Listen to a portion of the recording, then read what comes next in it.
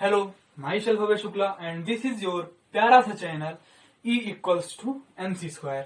सो आज हम केमिस्ट्री का एक नया लेक्चर स्टार्ट करने चल रहे हैं जिसमें हम पढ़ने वाले हैं ऑस्मोसिस प्रोसेस। ऑस्मोसिस प्रोसेस क्या होता है, उसके बाद हम बात करेंगे ऑस्मोटिक प्रेशर की।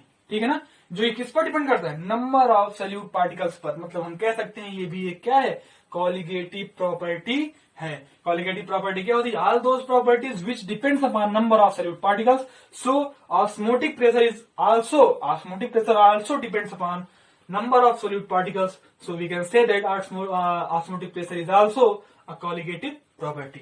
So चलिए हेडिंग लगाइए, ऑस्मोसिस प्रोसेस।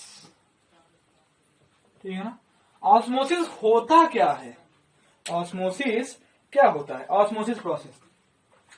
तो ये एक प्रोसेस है, ये एक क्या है, प्रोसेस है किसका, सॉल्वेंट के फ्लो होने का। Osmosis is the process of flow of solvent from lower concentration to higher concentration, from lower concentration to higher concentration through SPM, मतलब सेमी परमिएबल मेम्ब्रेन। ऑस्मोसिस में क्या होता है, ऑस्मोसिस में सॉल्वेंट का फ्लो होता है। ठीक है ना, क्या होता है, सॉल्वेंट का फ्लो होता है। कहां से, हायर लोअर कंसंट्रेशन से, हायर से नहीं। भाई देखिए, आप सोचते होंगे कि भाई सॉल्वेंट का फ्लो कहां से होगा, हायर से लोअर में होगा। ठीक है ना, हायर से लोअर, बट यहां पर क्या होता है, लोअर से हायर में होता है। ऑस्मोसिस एक ऐसा प्रोसेस है जिसमें जो सॉल्वेंट का फ्लो होता है वो लोअर कंसंट्रेशन से हायर कंसंट्रेशन में होता है, एक सेमी परमिएबल मेम्ब्रेन से, एक सेमी परमिएबल मेम्ब्रेन के थ्रू, जब तक एक इक्विलिब्रियम वो ना अटेंड कर ले। ठीक है ना, तो लिखते हैं it is the process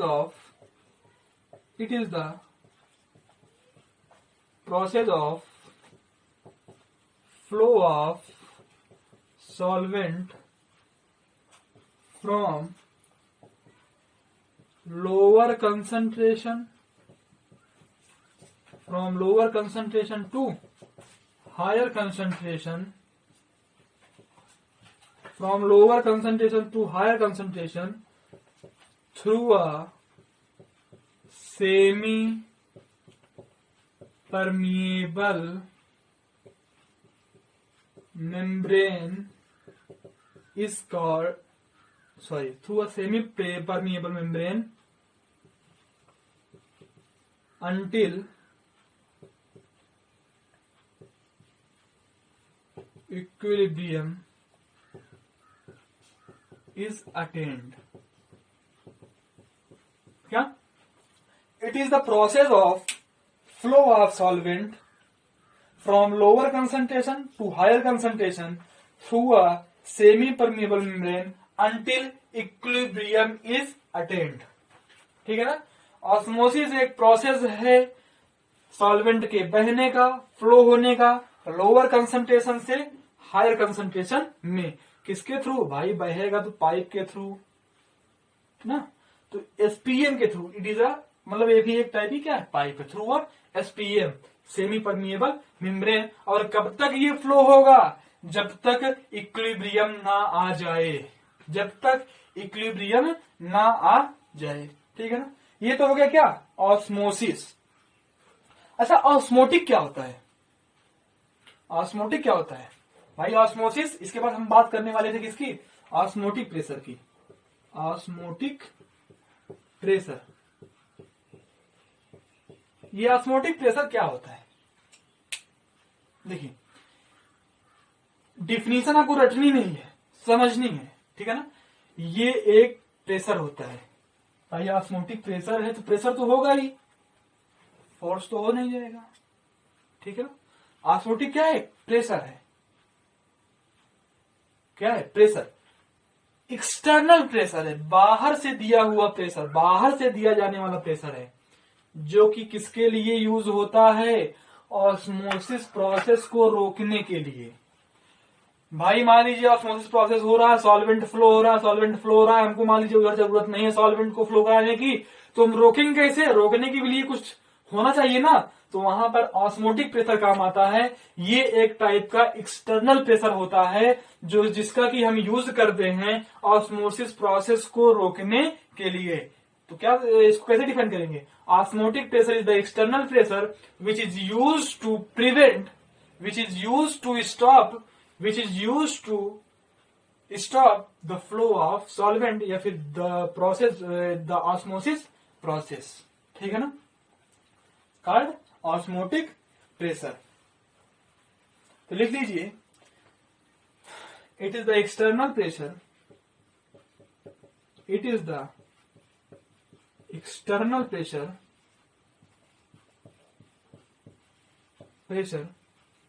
which is used to just stop the flow of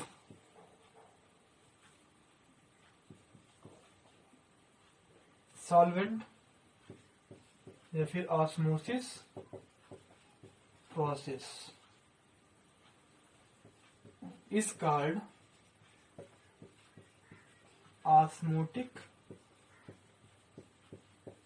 pressure। क्या है? It is the external pressure which is used to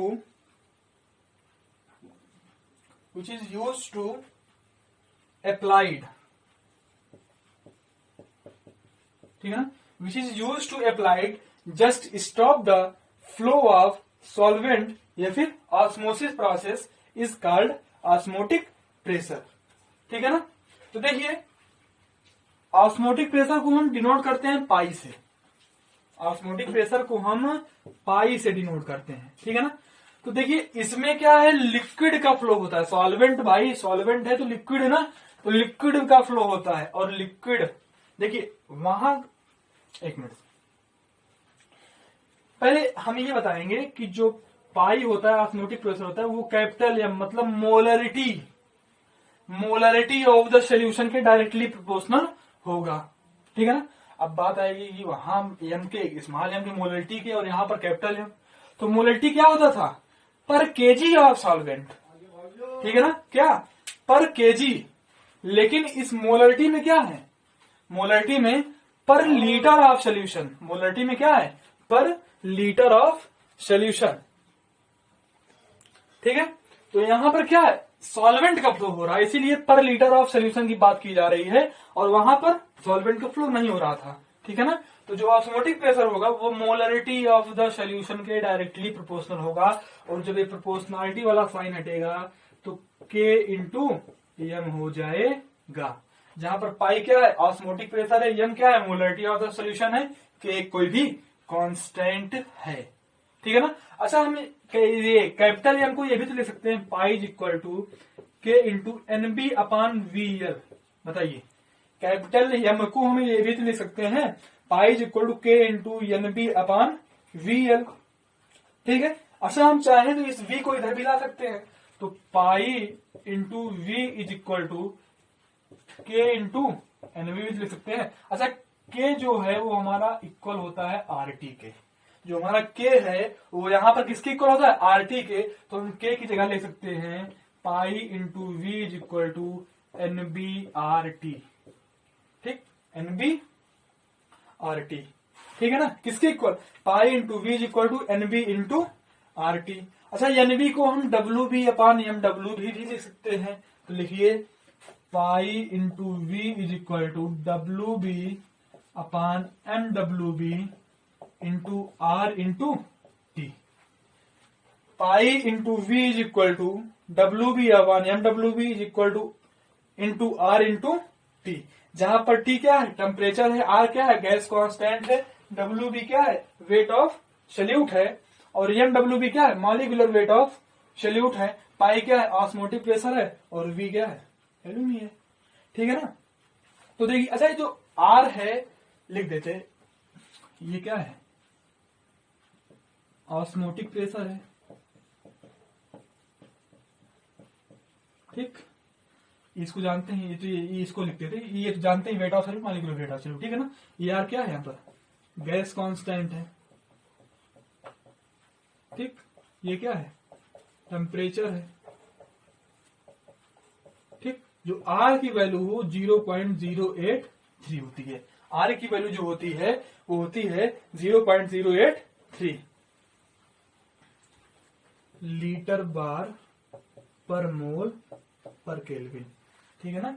ये आर की वैल्यू होती है 0.083 लीटर बार पर मोल पर केल्विन होती है, ठीक है ना। तो जो हमारा फाइनल एक्सप्रेशन न्यूमेरिकल के लिए यूज होता है वो ये है, ठीक है ना। Pi into B is equal to W B upon M W B into R into T.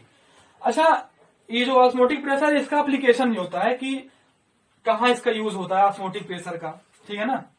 Osmotic pressure का यूज कहाँ होता है, ठीक है ना। तो लिख लीजिए एप्लीकेशन ऑफ ऑस्मोटिक प्रेशर।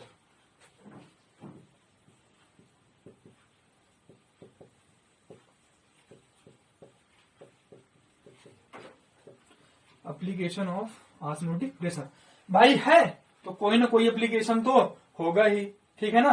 तो ये कहाँ का मतलब ये हैवियर मॉलिक्यूलर मासेस के लिए, मतलब जैसे कोई एक हैवियर मॉलिक्यूलर मास हमें कैलकुलेट करना हो तो हम इस ऑस्मोटिक प्रेशर के थ्रू कर सकते हैं। तो it is applicable for calculate heavier molecular masses, ठीक है। It is applicable